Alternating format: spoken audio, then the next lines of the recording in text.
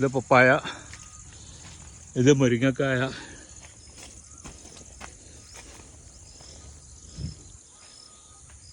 അങ്ങനെ അങ്ങോട്ട് പോയിട്ടുണ്ട് അദ്ദേഹം, പോയി നോക്കാം. അവിടെയൊക്കെ ചെറിയ ചെറിയ പപ്പായ മരം അതിനകത്തുണ്ട്.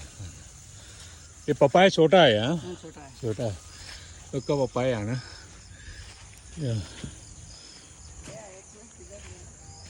मुश्किल नहीं है പപ്പായ കാനേ के लिए. ആ ഓക്കെ.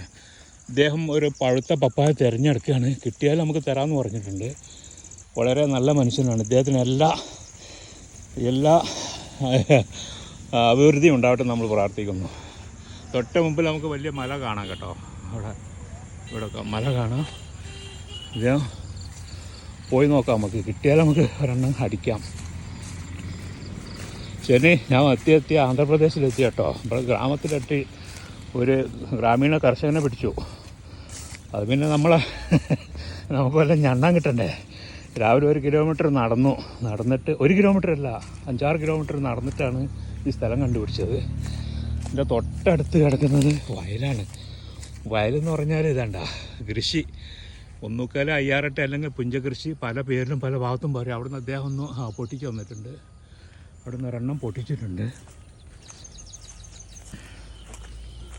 बस ओके गुड.